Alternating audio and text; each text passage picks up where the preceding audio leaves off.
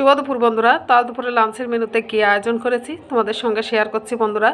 গরম গরম হাত গুছিয়ে দিয়েছি, আলু দিয়ে সজনো ডাঁটা দিয়ে ঝাল শস্য বেটে শুকনো শুকনো করে চচ্চড়ি করেছি, আর করেছি ভেন্ডি দিয়ে আলু দিয়ে টমেটো দিয়ে ভেন্ডি আলু টমেটো ভাপা করেছি।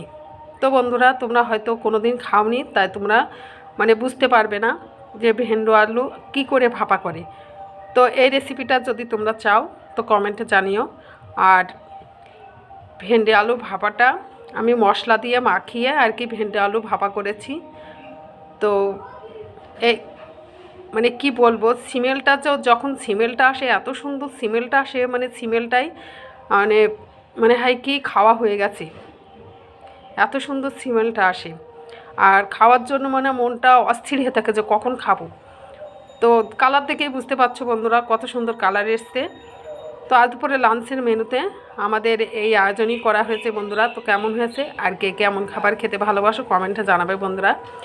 আর একটা কথা বন্ধুরা, আমাদের পাশের গ্রামে যজ্ঞ হচ্ছে, মহোৎসব হচ্ছে, তো মাইকের আওয়াজ আসছে।